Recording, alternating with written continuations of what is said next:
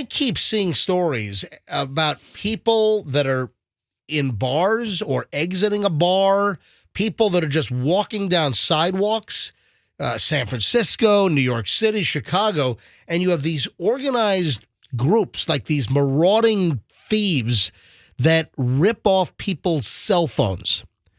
And this is happening more and more where people are just on the street, they're on their phone, somebody zips by either running, on a scooter, on a bicycle, a moped, and they're just ripping people's iPhones, Androids out of their hand while they're walking. And this is becoming more prevalent. I saw a story last night about a bike riding thief, this out of the Post, snatched cell phones out of at least 7 unsuspecting victims' hands across New York City. Sure, you're flimsily holding the phone, a $1,000 device just out in the open. It's easy taken. $1,000. You can get up to $12.99, $14.99. Sure. I think the latest Samsung, the S24 Galaxy Plus Pro Super thing, I think that might be knocking on $1,500. Yeah, get some of these fold devices. I mean, you get the top of the line iPhone 15 Pro Max Plus Super Duper Crotch Buster. I mean, those things are expensive. So here's the deal: a bicycle riding thief robbed at least 7 people on Manhattan sidewalks and in parks of their cell phone, ripping the phones out of their hands.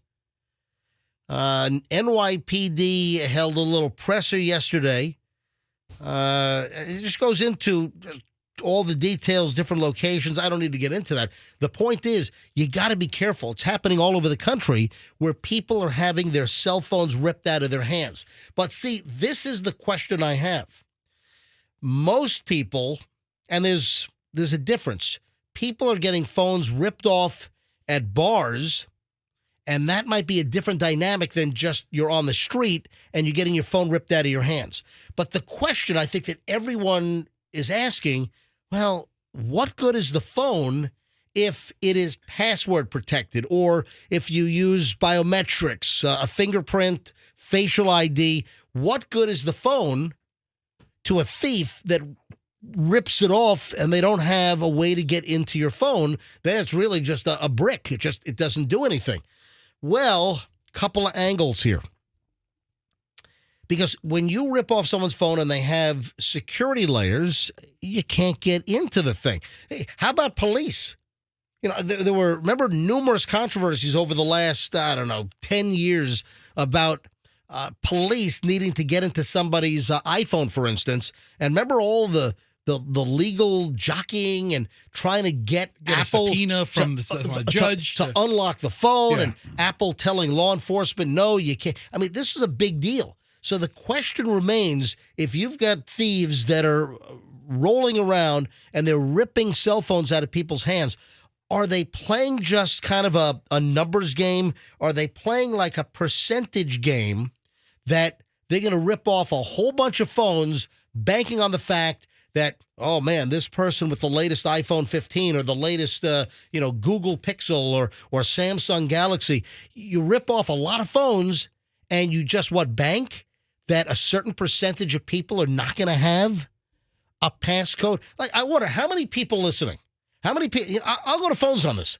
How many people listening right now do not have a password or some security layer on their phone? Fingerprint, facial recognition, number code, PIN, whatever. How many people listening right now do not have a lockout on their phone, that the phone is wide open? So these thieves that are grabbing 7 phones that cops knew of in New York City on Tuesday, and I'm sure there's much more, are the thieves banking on a certain percentage of people don't have security? Let's just ask our audience. Do you have a cell phone where you've got no password? That if somebody, and this is problematic because people, once these phones are stolen, it's not just about the value of the phone. If the phone can be wiped and then sold, it's about the apps, especially the financial and the banking apps. people are having their accounts wiped, and even some people that did have passwords on their phone. Now, let me give out the phone number. Just out of curiosity, little impromptu survey here on the MJ Morning Show. How many people are listening now have no security layer on their cell phone, on their mobile? 800-990-1047. 800-990-1047. 800-990-1047 gets you in. Now, the different types of phone ripoffs. Again, I think you have some of these thieves in the big cities that are grabbing these phones. They're playing a numbers game. Let's say they're stealing 5, 10, 20 phones a day. What percentage of those phones have no password on it? And are they stealing just for the hardware, or this is a growing problem? You have operatives, you've got gangs that are stealing phones to get into the banking apps and transfer money out. Send money via, Zelle, or, just stealing money. There are multiple stories, multiple cases. People have been wiped out of thousands of dollars in their bank accounts. Now, this is another one of these angles without just a random phone grab. This is happening in restaurants or bars or nightclubs, and you've got thieves working in tandem. They find a mark in, let's say, a bar or a nightclub. You're drinking, maybe your guard is down. You have one person that is looking for the target. They are watching the individual. And folks, we can't put our phones down. We are slaves to these devices. So they have somebody finding a target in a bar, watching them, and people are careless with their passcode. So you have people that are thieves that are watching people grab their phone. You got people at a bar probably check over a couple of hours. They're checking their phone 24 times. At least, right? Yeah. Mm-hmm. So you have a person that is watching a mark, watching what password over their shoulder, watching what the password is, and then ripping off their phone, grabbing it as they're leaving the club. And then they have your phone, they have the password, they can get into your banking or financial apps and steal your money. That is a big problem. And then the other aspect are people that are just grabbing phones. And I think it's got to be a numbers game, just banking on a certain percentage of people. And again, maybe for the hardware value, but again, thieves that are trying to target the finances on your phone, because what percentage of people don't have a security layer? That's the question. So you get these thieves that work in teams, looking for people, watching for their password, and then ripping off their device. Then they're in. And you know what happens? And this is another mass. Look at the phones. Phones are jammed. I'm going to phones here in a second. And I'll take different aspects. I mean, we're bringing up a lot of stuff here. Another issue is, Apple's really difficult, that if you have your phone ripped off and they were able to get in because they saw your password, then they change your password. If they lock you out of, let's say, the iCloud, and you've got years and years of pictures up in the cloud, you're SOL. You're screwed. Apple does not have like a verification where you can like send them your passport, or you're hosed. So if your phone gets stolen, they have your password, they go in, they change the password, they lock you out of your iCloud. Your stuff is gone. Your stuff is lost, and Apple doesn't really have a method to help you get back in.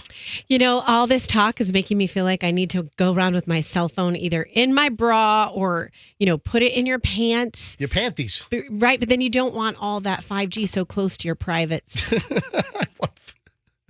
got all 5G up and through my crotch.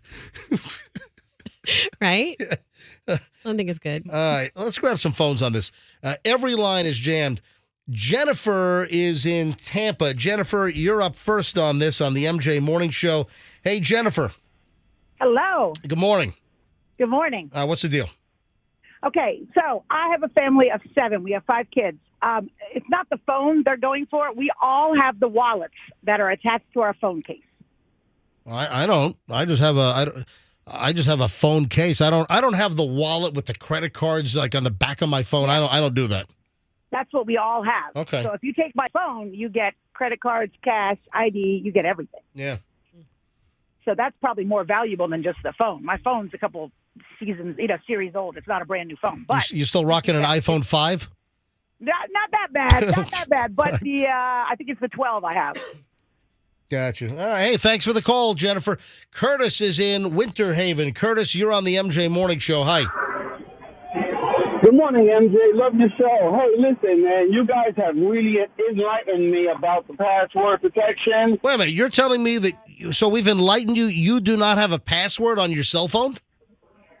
I do not. My wife does. I do not. My bank information, if the phone was stolen, everyone would have access to it. All right, so Curtis, the obvious question is, your wife has a password. Why the hell don't you have a password on your cell phone?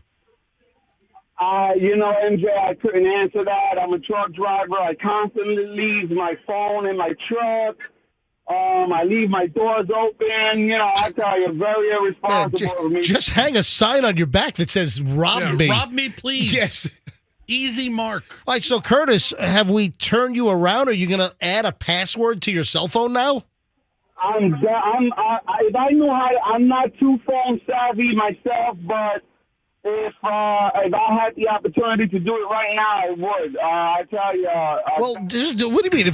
Just do it. It's really easy, Curtis. Just go to the security, add a password, so someone, if they rip off your phone, that they don't have access to all your banking information, as you just said. Yeah, you're absolutely right. I really appreciate you guys. That's why I listen to you There you guys every morning, because you guys are very informative. Curtis, thanks for the call. So that's what we go for, informative. Yeah, so his phone didn't sound too good. I don't know if I was a thief, I'd return that phone. I'd pass on Curtis. So the Face ID works that's the same as a passcode, right? Yeah. Okay. That's biometric. So, for instance, on my new Google Pixel 8 Pro, I can use a numerical PIN. There's facial recognition. There's a fingerprint sensor. I've got all types of different security layers that I can select. Let's grab Steve in Brandon. Steve, you're on the MJ Morning Show. Hello. Hey, morning, guys. How you doing? Doing well. Go ahead. So what they're doing is they target you up, and then when they see you on your phone, they snatch it while the password's already open. And then as long as they keep it open while they get away, they're in your phone. Yeah, again, that's another method, is that if your phone is opened up, you're right, then they have full access. And, these thieves can get into banking apps, and they can start, stealing money within minutes. Well, the way they're doing that is they if you, on an Apple phone, I know to get into the Apple Wallet, you just double-click the power button, it automatically brings you to the card, so they can just tap and pay anywhere. Yeah, the Apple without Pay. even a password or anything. Yeah. Yep. So there's several ways they're getting around it. And then if they grab it while it's unlocked, they get enough time to plug it into a computer, they can pretty much get at anything at that point. Yeah, and then, I don't know if you heard me, but then the thieves are changing the passwords on phones. So then that's if the phone's opened up and they can get in right away and change the password, then folks are locked out of their iCloud and they can't get a hold of anything that's stored, potentially years and years of pictures. Steve, have you known this to happen to anyone? No, not personally, but I've heard, and I figured that's probably how they're doing it.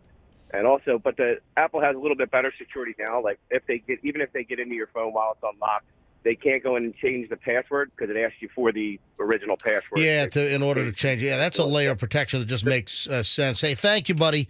Appreciate the phone call. Before we move on, let me finish up with some of the calls here. Jody is in Polk City. Jody, MJ Morning Show, you're up. Hi. Hey, good morning. I basically had the same comment as Steve, that if they're taking your phones when they're open, they have absolute access to whatever they need. And another previous caller stated she has the little wallet attached to her phone. Well, that just kind of made me, second guess my decision on that. Yeah, don't turn your phone into a one-stop theft shop, Yeah, it's convenient for you. It's convenient for the thief, Yep. And my passcode is very simple, so it could be figured out quickly. 1, 2, 3, 4. With my wallet, and then you're screwed. Yep. Just Jody, quick. thanks for the call. Thanks for listening. Nancy in Zephyr Hills. Nancy, you're next. MJ Morning Show. Hi. Hi, good morning. Hey. I'm one of those people, I'm of an age where these cell phones are a pain in my backside. I'm not one that is on it all day long. I don't have all of my banking on there, and none of my personal crap is on there as far as doing my banking. I don't go on there to purchase crap online. I buy stuff live. These living through the phone is the biggest crutch that some of these people have, especially with the new Generation Z or whatever the heck they are. They can't go through a whole entire day without scrolling. Yeah, but still, there's probably something on your phone. You need protection. That there's probably some information or access to email or whatever that you might think that they've got nothing on me if they take my phone. I'm telling you, They got something. They have stuff. I mean, it just makes sense, Nancy, to have a simple password on your phone to have at least that layer of protection. Thank you, Nancy. I would just reconsider that. Betchers, you're still 0000? Dude, first of all, I changed it. It's now 1111. Yeah, great. But it used to be 0000. Oh, okay, yeah, because I used to break in all the time.